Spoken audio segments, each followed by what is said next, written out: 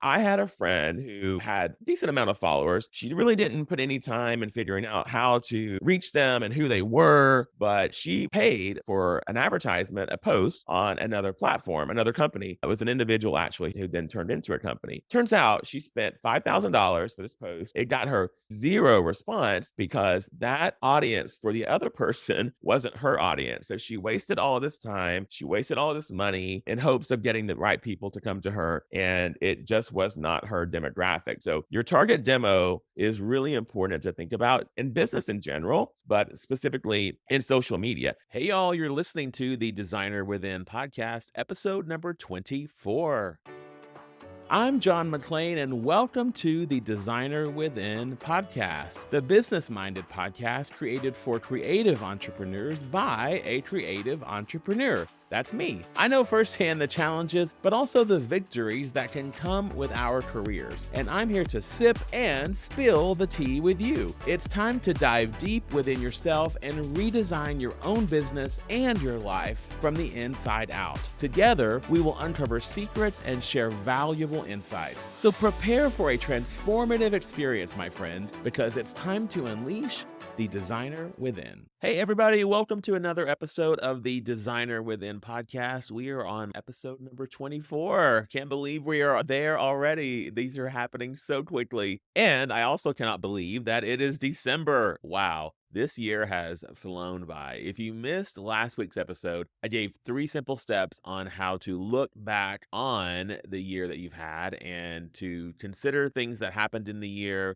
reflect on those, and we are going to have an episode very soon about what to plan and how to plan and what to do for goal setting for the new year. So stay tuned for that. Now, in today's episode, I have something a little different for you. Today's episode is actually a broadcast of a portion of a presentation that I did for a group. So I did this online presentation and it was for designers in our industry, but the topic is how you can social media proof your company. And I thought, wow, this is really interesting because I did mention on last week's episode about going through your Instagram and finding the highlight moments of the year, etc. And I thought, let's talk about something that sort of piggybacks on that in a way, but I know social media is something that's also on the minds of a lot of us at any given time. And I know many of us use it for marketing. And so with this presentation, I really wanted to show everybody that there's so many other options out there to consider when it comes to marketing. So in this particular presentation,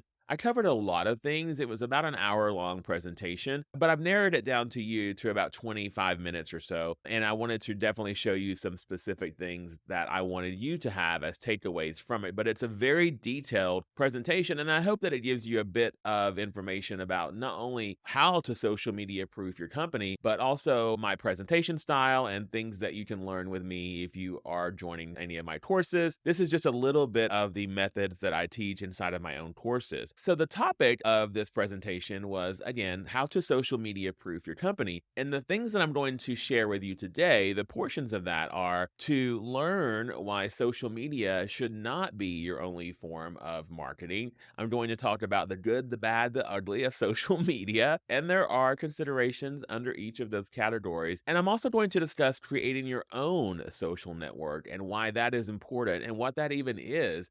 And I'm going to share some specific ways that you can start to create your own social network. And they're not complicated whatsoever. So remember, this is just a portion of the presentation. The entire presentation was for this specific group only, but I do want to share these very, very actionable items with you today in the podcast. And I thought this would be just, again, a fun little insight for you to see what I covered. So I hope you enjoyed this episode, which is, again, an excerpt from a presentation that I recently did. And if you're wondering why I sound a little scratchy in this recording, it is because I had a weird cold at the time. I felt fine, just sounded a little scratchy. So that is why I sound a bit different in this recording than I do right now. Just wanted to point that out to you guys. This is definitely a note-taking episode, so grab your notepad if you're listening to this while you're on a walk, if you're listening to this when you're putting dishes in the dishwasher or doing a load of laundry. Come back to it later and jot down some notes, or you can also look in the notes section of the podcast as well. But this is a note-taking podcast episode today, and I hope you do learn a lot from it. Let's dive in.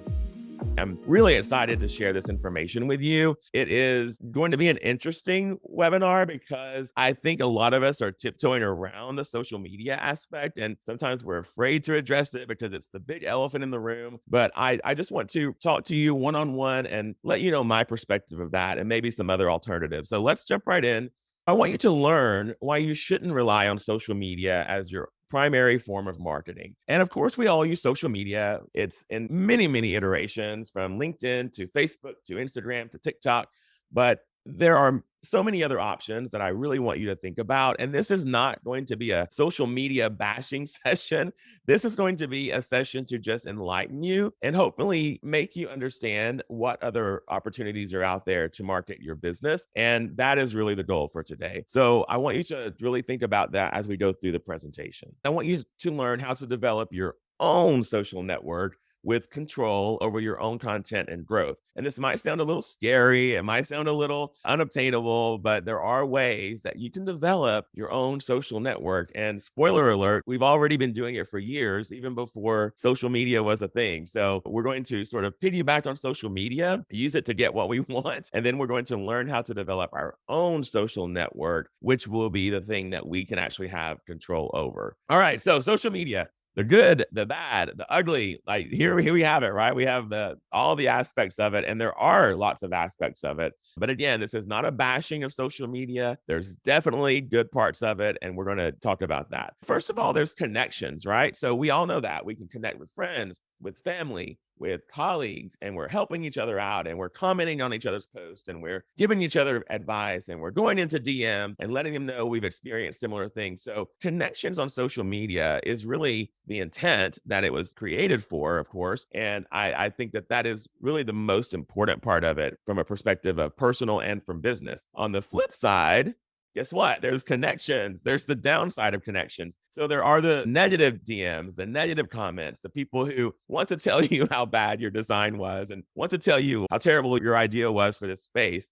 So the positive and the negatives, I feel, are always there on social media. And depending upon which platform you use, one could outweigh the other. But it's amazing on social media how entitled a lot of people feel to hide behind their phone or computer screen and just tell you literally things that they probably would never tell you in person. It always cracks me up. But here's some of the bad, right? So, social displacement. And basically, this is replacing time spent face to face with people with this online platform. And I'm not saying that it's always negative. I'm just saying that there tends to be some of us who replace all of the physical one on one contact, especially during the pandemic, with this online communication. And we feel, unfortunately, that the online communication actually replaces the face to face, and it does not. There is this little bit of withdrawal that we have sometimes when we are using social media. Secondly, this is a big one. Someone else owns your data, they own your stories. You're on their platform, and here you have this is to represent someone owning your land. So you're building on land that really isn't yours. And of course, social media wants to stay around and they want longevity. But when you sign up with them, you're agreeing to their terms. You're agreeing to all of the conditions that they have on their website. And if they are to go away, I just saw Facebook is releasing 11,000 employees, I think, today. So they're not as stable as we might think that they are. And you're essentially building your company in a lot of ways on their land. And if they were to remove that, where would we be? So that's something to remember as an important part. It can be costly, right? So if you're posting and you're not getting a response, they're going to send you that little thing that says, let's boost it. Let's spend more money with us. And it can get really expensive. And there's not always a positive outcome from it either. So you might just spend money in hopes of reaching the target market that you're wanting to reach, but not always does that happen. And you can also spend hours making videos that you're hoping to go viral or videos that you're hoping people will see. And I know this firsthand. I've done TikTok videos and I hate them. And I've done reels for Instagram. And you spend all the editing time and all the video time and the views go down. So they want you to boost that and to make more money. So it can be costly, not only in dollars and cents, but in your time, which let's be honest, is really much more important these days to a lot of us. I think your target demo can actually be diluted on social media. If you don't know your target market and you're just throwing out information to anyone who's following you and anyone who's on there in hopes that you can reach them, you're actually diluting your target market. Right. So you're sending things out there with people who might not be your ideal client who want to purchase from you. So I had a friend who had a decent amount of followers. She really didn't put any time in figuring out how to reach them and who they were, but she basically paid for an advertisement, a post on another platform, another company. It was an individual actually who then turned into a company. Turns out she spent $5,000 for this post. It got her zero response because that audience for the other person wasn't her audience. So she wasted all of this time, she wasted all of this money in hopes of getting the right people to come to her. And it just was not her demographic. So your target demo is really important to think about in business in general, but specifically in social media. And something similar happened to me where we have a very high profile celebrity client. They have around 5 million Instagram followers, and I thought, well, let's let them post things as they want. And they were posting stories and posting some posts actually. And out of those 5 million or so followers that this person had, we may have gotten 15 or 20. And it just made me realize even more how my target demographic is solely to me. And we all have our own demographic that we are targeting, but everyone else's, just because they have a big following, they're not always your target demographics. That's really important to remember. I think the unhealthy comparisons, and this just goes across social media in general, we have unrealistic views of other people's lives. We're showing this highlight reel, they're showing this trip that they took and this project that went great and this install that's happening, and oh my gosh, no hiccups whatsoever. And we're having these unhealthy comparisons between what we're seeing and actually what's happening, and that's annoying to me. I think authenticity and honesty is so important, and I try to do that more on my social media. But their highlight reel is not always real life, and they're not always putting their best foot forward, even though they're showing that to us. And there's some studies that have occurred where long time use of social media platforms, they actually make you addicted to checking out other people's content. So you're going on to see what this designer did or going on to see if this architect was published. And it just creates this mental fight within ourselves where we're always looking to other people. And there's also the FOMO aspect of it. So if we're watching other people succeed and do well, and oh my gosh, this multi-million dollar project that this client has with this designer, why don't we have that? I think it creates this struggle in our head that is really unnecessary. There's also a little bit of a false sense of accomplishment. And I'll tell you what I mean by this. We tend to feel as if when we do put something out on social media or when we do post something that, yes, I did it. I did it for the day. I've done my marketing for the day. And that is not always the case. Yes, of course, there are the high profile people of the world who, get a lot of attention on social media regardless. But the ones like who I have 20 or so thousand followers, I don't really climb the ladder of trying to get more just for the sake of getting more. I want people to follow me and to go along this journey with me because they're actually interested in it. So just by posting something, we're not marketing every single time. Sometimes it's a wasted post, as I said, and they try to get you to boost that.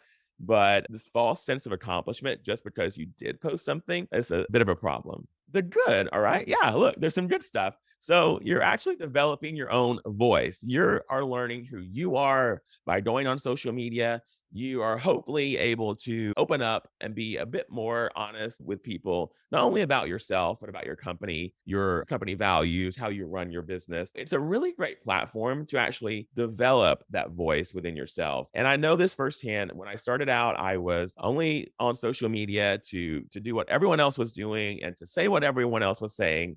And I can tell you that will get you nowhere. You're going to, again, just be riding on someone else's back to get where you're going. And that's not really who you are. If that's not who you are, then you're not going to make any progress. So for me, I started to hone my own voice and really realize what was important to me and what was important to my company. And I encourage all of you as well to really think about yourself and your business versus what everyone else is promoting on social media or what everyone else is doing. Try to find your own specific platform and your own voice for that. This is a really good one, and it's empathy through sharing. You're sharing issues that you and other people are having. It helps you to overcome those issues. It's almost therapeutic in a way to know that other people are having the same problem. So if a designer is honest about something that happened with a client and someone else reads it, then there could be a conversation started. And I love that part of it. I love that there is this empathy and this concern for everyone else who is in the same industry that we are, or just as human beings to share what has happened to us. Another good, it's relatively quick and easy to implement. And by that, I mean, you can wake up in the morning having coffee and you're like, I think I should talk today about, bathrooms and how to choose the plumbing fixtures for that. You can literally go in and pull a photo from your file, post it, and have it online in, a minute or two if you want. So it is relatively quick and easy to implement. I think that there are, a downside to that. Again, as I said before, there's this false sense of accomplishment with it. So you feel like you did something great when all you did was post something that perhaps no one's going to see. But it is in general very quick to implement. Many of us depend on social media as our primary form of marketing. I know that because I did that in the beginning as well. But I want to ask you, like, what if it all went away? What if the Facebooks and the Instagram and the TikToks and the LinkedIn, what if it all just went away? I know that's far fetched, but I always like to think that way because I want to have control over my own marketing. Something interesting happened recently to me. I was at High Point and someone actually took my phone accidentally. So I was without my phone. Yes, scary, for 24 hours. And not only was I in a city that I didn't know, I had no idea for navigation. I was using handwritten notes driving around, but also I had no social media. I had no email right away. I had no Instagram or TikTok or any of those things. And what it really did, it made me realize for a minute what really does matter and that I still could carry on with my speaking engagements at High Point and my meetings that I had with vendors. I could still carry on with that. It was just going to require a bit more work. And I did for 24 hours, buddy. I was out there. I was calling people from my hotel phone and then using email when I was in the room, but I was not texting people. So I had this disconnect between what I had become accustomed to and from what was actually available to me. So it was an eye-opening experience for me. I don't wish it on anybody, actually. What is the solution if all of this went away, right? My solution is you should create your own social network. And I'm going to tell you what that means in a minute because I know that can sound daunting. Here is one way that I want you to consider when you are developing your own social network. An online community. So your own online community that you host and that you moderate so that you are in control of that. So let's jump in. What is a social network? So a social network is two different things, right? So it is a network of social interactions and personal relationships. So that is the one-on-one part of it. That is the in-person part of that. And in a way, even what we're doing now, this is a social network as well. Secondly, it is a dedicated website or other app which enables users to communicate with each other by posting information, comments, messages, DMs, images, etc. So this is what we all know of social network, which is social media typically, which is Instagram, Facebook, TikTok, and all of that. But keep these two definitions in mind as we go through today's presentation. Here are the benefits of having your own social network and why it could really, really help you. First of all, you have a community of like-minded people. So we talked about that ideal client. We talked about that person who is more apt to buy from you. That is the community that you need to surround yourself with in this social network that we're developing. You really need to realize that people choose to be in this social network with you as well. You're not reaching out to people who aren't your ideal client. You're not forcing people to be involved in this social network with you, but these are people who choose to interact with you. They choose to be your friend. They choose to be your colleague. They choose to go to functions with you and they choose to do business with you, hopefully, at the end of the day. And by the way, the community of like-minded people is not just potential clients. It is also your colleagues who are in the industry with you as well. You're in control. And I know this is a broad statement. And of course, it depends on which platform you're on. But there's really no more worrying about censorship of your messages not being seen or your info being taken away because you're in control of that. And I love that part of it. As an entrepreneur, it has always been my goal. That's probably why a lot of us became entrepreneurs, is so that we could be in control and we could sort of guide that ship. And I think that with your social network, you should always keep that at the forefront of your mind. You have unlimited growth potential. The sky is literally the limit when you are in control of your own social network. All of your marketing endeavors, all of the things that you work on, they are just going to keep building, building, building on top of that land that you own and that property that is yours. And it's going to just continue to grow and grow and grow in a much bigger way. And soon it will start manifesting itself. And I know this from experience. It will manifest itself in new clients. It will manifest itself in new business opportunities with vendors and with other people that you like to partner with. But your growth potential is really only limited to what you want to do when you are in charge of your own social network. So let's talk about ways that you can develop your own social network. These are fun. In person.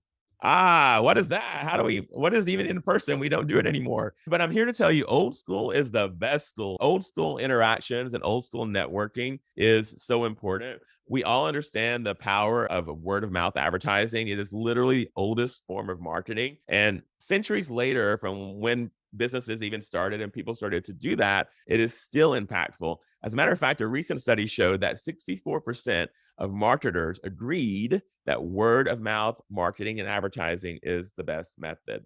Really cool. So the first part of that I wanted to talk about was industry organizations event. So this is your ASID, IIDA, any sort of event where you are having an event with colleagues, a cocktail party, an event that you're going to. It can be at these different functions at High Point Market. All these things are ways to interact with the people in your industry and to create your growth of your own social network. This one, maybe you do it, maybe you don't. I still find it effective. Is the old school Chamber of Commerce. And I know it sounds a little antiquated, but I'll tell you guys, I have met so many potential clients. I have met vendors that I wanted to work with. I have met tradespeople that I want to work with. And I have gotten so many referrals from simple little Chamber of Commerce mixers, which is what I did in the early days of my business. So I would out there pounding the pavement, putting my face in front of everybody, doing everything imaginable just to keep myself in front of people. And it worked. At the time, it was, block by block and bit by bit, but it did work at the end of the day. And it was so wonderful to see all the fruits of that personal interaction coming into play. And I did it because social media wasn't a big thing when I started my business. It was there, but it wasn't what it is now. And I really didn't know any other way. So I decided to do that and it did pay off. These industry organization events are really important. Show houses and trade shows. This is speaking to particularly people, of course, in the design and architect industry, but show homes are just a great way to put your talents out there to the world. You get to meet people. Yes, it does have a price tag attached to it, of course, but the marketing aspect of it is so fantastic because you can tell your story to every single person who comes into that space, right? And you can actually have other media wonderfully publicize the event for you too, which is great. So I like to do marketing where there is sort of a piggyback on it, where other people can use it to also market myself and themselves as well, which is why combining with different companies is a really great way to go. Trade shows. So again, very old school. I did it. I did it in the beginning. I would go and I would set up a booth with a design and it was like, a 20 by 20 space. I would have a little dining area, a little living area, and people would come in and talk. And I literally found at the time one of my best clients that I have ever had from a trade show who came into the booth. They liked what they saw. They liked my personality. I was a one-man show back then, and it was just my way to sell my wares to them, so to speak. And it turned into an amazing project that got published in lots of different magazines. So trade shows do work if it is the right trade show. I have also spoken at trade shows, and I encourage you to do that too. If you're shy, there's lots of ways to do that. Maybe you can speak in only one booth, or if you're a little braver, you can do like I do and go in on the main stage and chat everybody up about whatever topic you want to talk about. But these trade shows are just fantastic ways to get your message out there and to get people to know about you. And not only, again, remember, this is your social network of not only your clients, potential clients, but also potential vendors and potential ambassador programs that you can work with other companies. And lastly, a vendor partner event. I love these. Let's say an appliance company that you've specified in a project reaches out to you, or maybe you reach out to them and you see them at a function, one of the other functions. They're like, "Hey, I love that bathtub that you put into that space. It's so beautiful. I'd like to talk to you more about working with you." So these vendor partner events can be at a showroom. Maybe the showroom sales manager at an appliance showroom has an event. go to that. Maybe a showroom, such as a vendor showroom at High Point or any of these other places having an event. Go to that because you're going to speak to the person who is in control. You're going to speak to the marketing person. They're going to be there. You're going to speak to probably the manager. Perhaps in my instance at High Point recently, the owner of the brand was actually in the showroom when I was there for an event. So don't discount the power of going to events where the vendor is sponsoring it because that only nurtures that relationship with that vendor. And I can tell you from firsthand experience, it has led to countless ambassador programs with different companies. I turned my own home into a show house. Probably 90% of the products inside of it was sponsored from other vendors because I had this relationship with them that I developed. And that relationship, sometimes it happens at that meeting, sometimes it happens at the dinner afterwards, the cocktails afterwards, but that relationship is so important to nurture. And the other part is that person is going to remember you when there is an opportunity. So it's not always you knocking on their door, it is also them knocking on your door, which I think is fantastic. That's really where you actually want to be, is where you have people contacting you and they think of you first when it comes to whatever niche or category you're in. Okay, well, what did you think? Was that helpful for you? I hope it was. Again, remember, this was just a brief excerpt. The entire presentation was about an hour, and I actually teach a full presentation of this as well in a different version inside of my own academy, my Design Success Academy. But I did want to, again, share with you the information inside of it because, again, I thought it would be something fun to do to share a little bit of a different version of the podcast today. But also, did you see yourself in that? Do you find yourself relying only on social media? Do you feel like there are other avenues out there? Have you explored other avenues? Are you relying on less face to face and you really should be looking at more face to face interactions? Think about your social network. Your social network is much, much bigger than what we give it credit for. And we are in control of that if we just set an actionable plan in place to achieve a larger social network that we have control over and that we can truly monitor and grow and nurture and really take care of, even if social media were to go away. So that is today's episode. I hope you learned a lot, and I will see you next week with a really fun episode that I think you will enjoy. I will be chatting with my friend Beth Kushnick. She is a set decorator for a lot of TV shows and movies and commercials that you are going to recognize. And we are going to dive into how she does it, why she does it, and what she's learned over her 30-year career. So that is next week's episode, and I do hope to see you back for that one as well. But until then,